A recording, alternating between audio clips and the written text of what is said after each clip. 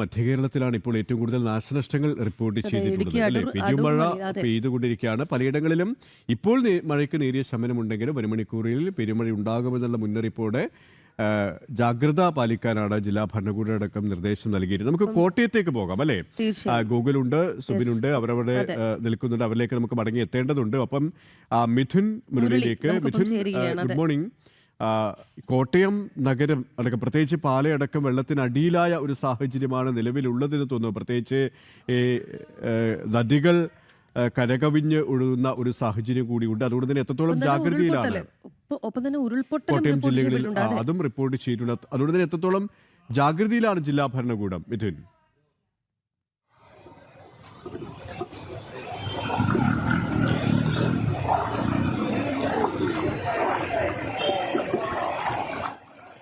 മലയോര മേഖലകളിൽ പെയ്യുന്നുണ്ട്. നിർത്താതെയുള്ള മഴയായിരുന്നു മലയോര മേഖലകളിൽ ഇന്നലെ രാത്രി മുഴുവൻ ഉണ്ടായത്. കുട്ടിക്കൽ പഞ്ചായത്തിലെ കൊടുങ്ങേൽ ഉരുൾപൊട്ടി, കൊക്കയാർ പഞ്ചായത്തിൽ ഉരുൾപൊട്ടിയിട്ടുണ്ട്, പാല മൂന്നിലവിൽ ഉരുൾപൊട്ടിയിട്ടുണ്ട്, പൂഞ്ഞാറിൽ ഉരുൾപൊട്ടിയിട്ടുണ്ട്. ഇങ്ങനെ വിവിധ ഇടങ്ങളിൽ ഉരുൾപൊട്ടിയിട്ടുണ്ട് എന്നുള്ളതാണ് കോട്ടയം ജില്ലയിൽ കനത്ത ജാഗ്രതാ നിർദ്ദേശം നൽകുന്ന സാഹചര്യത്തിലേക്ക് കാര്യങ്ങൾ എത്തിയിരിക്കുന്നത്. പൂഞ്ഞാർ പയ്യാനിത്തോട്ടത്താണ് വലിയ രീതിയിലുള്ള ഉരുൾപൊട്ടൽ ഉണ്ടായിരിക്കുന്നത്. അവിടെ വീട് മണ്ണിനടിയിലാണ്. പയ്യാനത്തോട്ടം മണപ്പാട് ജോണിയുടെ വീടാണ് ഉരുൾപൊട്ടലിൽ തകർന്നിരിക്കുന്നത്. മണപ്പാട് ജോണിയുടെ ഭാര്യ മകനുമാണ് വീടിനുണ്ടായിരുന്നത്. വാർക്ക വീടിന്റെ മുകളിലേക്ക് കല്ലും മണ്ണും വന്ന് പതിക്കുകയായിരുന്നു. അവിടെ രക്ഷാപ്രവർത്തനം തുടരുന്നുണ്ട്. അതോടൊപ്പം തന്നെയാണ് ഈ കൂട്ടിക്കൽ മേഖലയിൽ ഉരുൾപൊട്ടൽ ഉണ്ടായിരിക്കുന്നത്. ഒപ്പം കൊക്കയാർ പഞ്ചായത്തിലും ഉരുൾപൊട്ടൽ ഉണ്ടായിരിക്കുന്നത്. ഈ ഭാഗങ്ങളിലെല്ലാം രക്ഷാപ്രവർത്തനം തുടരുകയാണ്. ആളപായമൊന്നും ഇതുവരെയും റിപ്പോർട്ട് ചെയ്യപ്പെട്ടിട്ടില്ല എന്നുള്ളതാണ് ആശ്വാസകരമായി ഈ ഭാഗങ്ങളിൽ നിന്ന് ലഭിക്കുന്ന നിലയ്ക്ക് റിപ്പോർട്ടുകൾ. ഈ വിവിധ ഇടങ്ങളിൽ വെള്ളം കയറി ഗതാഗതം പൂർണ്ണമായും സ്തംഭിച്ചിട്ടുണ്ട്. കുട്ടിക്കൽ ടൗണിൽ വെള്ളം കയറിയിട്ടുണ്ട്. മുണ്ടക്കയം കോസ്വേ പൂർണ്ണമായും വെള്ളത്തിലായിട്ടുണ്ട്. ഈരാറ്റുപേട്ട ടൗണിൽ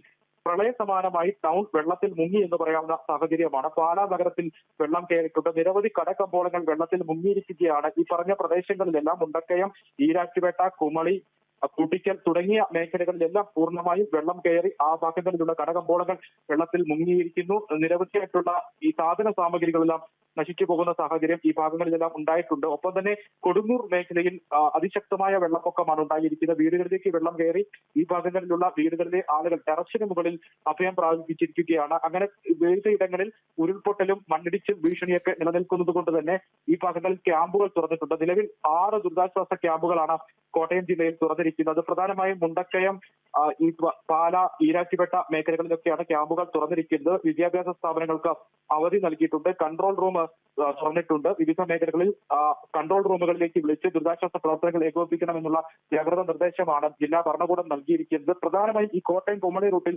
ഗതാഗതം സ്തംഭിച്ചിരിക്കുന്നു എന്നുള്ളത് കൊണ്ട് തന്നെ ഈ ഭാഗങ്ങളിൽ നിന്ന് ആളുകൾക്ക് പുറം പ്രദേശങ്ങളിലേക്ക് എത്തിപ്പെടുന്നതിനുള്ള പ്രശ്നമുണ്ട്. ഭാഗങ്ങൾ പൂർണ്ണമായും ഒറ്റപ്പെട്ടിരിക്കുന്നു എന്നുള്ളതാണ്. രക്ഷാപ്രവർത്തനം അടക്കം മറ്റു ഭാഗങ്ങളിൽ നിന്നുള്ള ആളുകൾക്ക് അവിടേക്ക് എത്തിച്ചേരുന്നതിന് പ്രയാസം അനുഭവപ്പെടുന്നു. മുണ്ടക്കയം എരുമേലി റൂട്ടിൽ ഗതാഗതം സ്തംഭിച്ചിരിക്കുന്നു. എരുമേലി കൊച്ചമ്പലം വെള്ളത്തിലായിരിക്കുന്നു.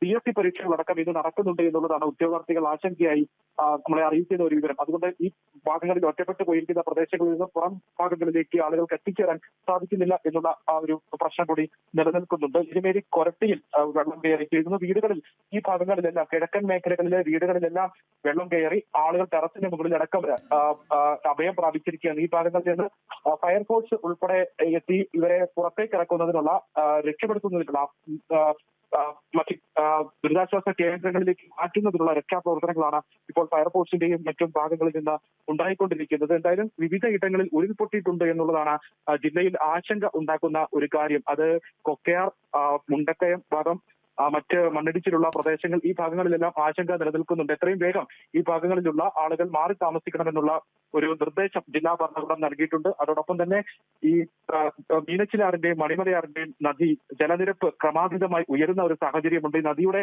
തീരപ്രദേശത്ത് താമസിക്കുന്ന ആളുകളും മാറി താമസിക്കണം എന്നുള്ള ദുരിതാശ്വാസ ക്യാമ്പുകളിലേക്ക് വേഗത്തിൽ മാറണം എന്നുള്ള ഒരു നിർദ്ദേശവും നൽകിയിട്ടുണ്ട്. ആശങ്ക ഉയർത്തുന്ന ഒരു സ്ഥിതിവിശേഷമുള്ളത്. ആളപായം റിപ്പോർട്ട് ചെയ്യപ്പെട്ടില്ല. പക്ഷേ ഇപ്പോഴും രക്ഷാപ്രവർത്തനം പുരോഗമിച്ചുകൊണ്ടിരിക്കുന്ന പ്രദേശങ്ങൾ കൂട്ടിക്കൽ, പൂഞ്ഞാറ്, പയ്യനാട്, ഒപ്പം കൊക്കയാർ ഈ പ്രദേശങ്ങൾ ഇന്നലെ രാത്രി ഉരുൾപൊട്ടിയ ഈ മേഖലകളിലാണ് രക്ഷാപ്രവർത്തനം ഇപ്പോഴും പുരോഗമിച്ചുകൊണ്ടിരിക്കുന്നത്.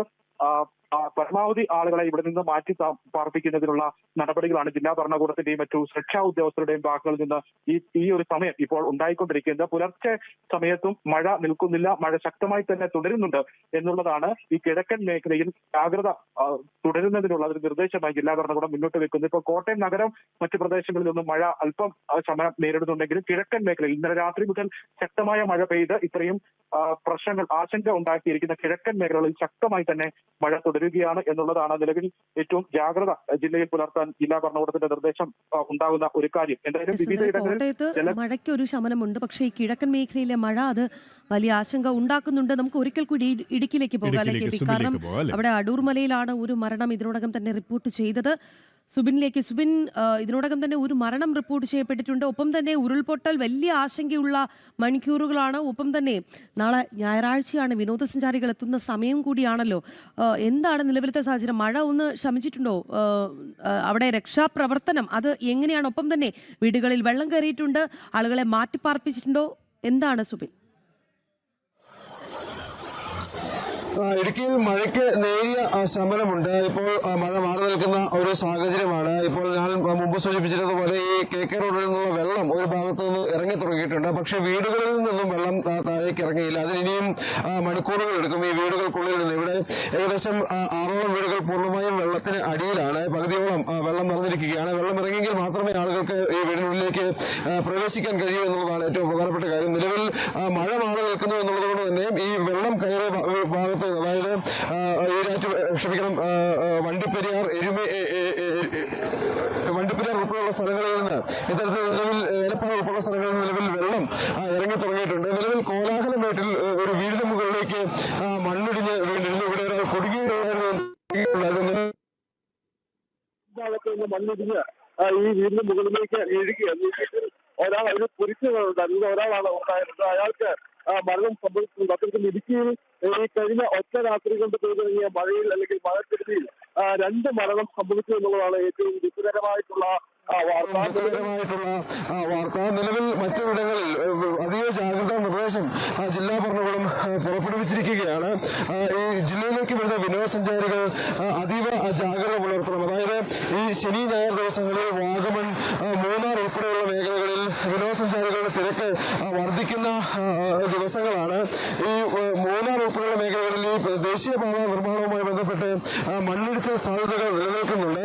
ഇന്നലെ പെയ്ത മഴയിൽ തന്നെ നിലവിൽ ഈ വാളവ ഉൾപ്പെടെയുള്ള മേഖലകളിൽ മണ്ണിടിഞ്ഞ് ഗതാഗതം പൂർണ്ണമായും തടസ്സപ്പെട്ടിരിക്കുകയാണ്. അത്തരത്തിൽ അനാവശ്യമായിട്ട് ഉള്ള യാത്രകൾ, ഹൈറേഞ്ചിലേക്കുള്ള യാത്രകൾ, രാത്രികാല യാത്രകൾ ഒഴിവാക്കണമെന്നുള്ള നിർദ്ദേശമാണ് ജില്ലാ ഭരണകൂടം നൽകിയിട്ടുള്ളത്. അതോടൊപ്പം തന്നെ ചെറു ഡാമുകളെല്ലാം തുറക്കുകയാണ്. പാമ്പ്ല ഡാമും കല്ലാർകുട്ടി ഡാമും തുറന്നിട്ടുണ്ട്. മലങ്കര ഡാമിന്റെ 4 ഷട്ടറുകൾ നിലവിൽ ഉയർത്തിയിട്ടുണ്ട്. അതുകൊണ്ട് തന്നെ ഈ ഡാമിന്റെ നദീതീരങ്ങളിൽ താമസിക്കുന്ന ആളുകൾ അതീവ ജാഗ്രത പുലർത്തണമെന്നാണ് ജില്ലാ ഭരണകൂടം നിർദ്ദേശം നൽകിയിട്ടുള്ളത്. അതോടൊപ്പം മണ്ണിടിച്ചിൽ ഉൾപ്പെടെ ഉണ്ടാവാനുള്ള സാധ്യതയുള്ള പ്രദേശങ്ങൾ പ്രധാനമായും ചിന്നക്കനാൽ, ശാന്തൻപാറ, കൊക്കയാർ ഒക്കെ ഉൾപ്പെടെയുള്ള പ്രദേശങ്ങളിൽ മണ്ണിടിച്ചിൽ ഉരുൾപൊട്ടാൻ സാധ്യത കൂടുതലുള്ള പ്രദേശങ്ങളാണ്.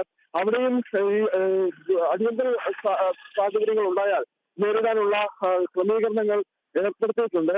ഈ നിലവിൽ 29 പേരടങ്ങുന്ന ഒരു സംഘമാണ് നിലവിൽ ഈ അടൂർ മലയിലെ രക്ഷാപ്രവർത്തനത്തിന് നേതൃത്വം നൽകിയിരുന്നത്. ഇനി കൂടുതൽ രക്ഷാപ്രവർത്തനങ്ങൾ, അല്ലെങ്കിൽ കൂടുതൽ അന്വേഷണ സംഭവങ്ങൾ ഉണ്ടാവാനുള്ള സാധ്യത മുന്നിൽ കണ്ട് മഴക്കെട്ട് ഉണ്ടാകാനുള്ള സാധ്യത മുന്നിൽ കണ്ട് കൂടുതൽ NDRF സംഘത്തെയും ജില്ലയിലേക്ക് എത്തിക്കാനുള്ള ശ്രമം എന്തായാലും ആരംഭിക്കുന്നുണ്ട്. അത് ഏതായാലും ഇന്നലെ അർദ്ധരാത്രിയോടുകൂടി പെയ്ത മഴയിൽ ജില്ലയിൽ വലിയ രീതിയിലുള്ള നാശനഷ്ടമാണ് ഉണ്ടായിട്ടുള്ളത്. നിലവിൽ ഈ വെള്ളം കയറി വീടുകളിൽ വെള്ളം കയറിയും മണ്ണിടിച്ചിലുണ്ടായുമാണ് ഇടുക്കി ജില്ലയിൽ ഏറ്റവും കൂടുതൽ നാശനഷ്ടങ്ങളും കെടുതികളും ഉണ്ടായിട്ടുള്ളത്. ശരി, ഏതായാലും സുബിൻ സൂചിപ്പിച്ചതുപോലെ തന്നെ ഇപ്പോൾ മഴയ്ക്ക് അല്പം ശമനമുണ്ട്. എങ്കിലും വരും മണിക്കൂറുകളിൽ കനത്ത മഴയുണ്ടാകും, വരും ദിവസങ്ങളിൽ കനത്ത മഴയുണ്ടാകുമെന്നുള്ള മുന്നറിയിപ്പുണ്ട്. അതുകൊണ്ട് തന്നെ ജാഗ്രതയിലാണ് ജില്ലാ ഭരണകൂടം. ഒപ്പം സുബിൻ സൂചിപ്പിച്ചതിലാക്കി ഏറ്റവും പ്രധാനപ്പെട്ട ഒരു കാര്യമാണ്, പ്രത്യേകിച്ച് ഇടുക്കി എന്ന് കേൾക്കുമ്പോൾ നമുക്കറിയാം വിനോദസഞ്ചാരികളുടെ പ്രിയപ്പെട്ട ഒരു ഇടം കൂടിയാണ്. പ്രത്യേകിച്ച് ഇന്ന് ശനിയാഴ്ചയാണ്, നാളെ ഞായറാഴ്ചയാണ്. വിനോദസഞ്ചാരികൾ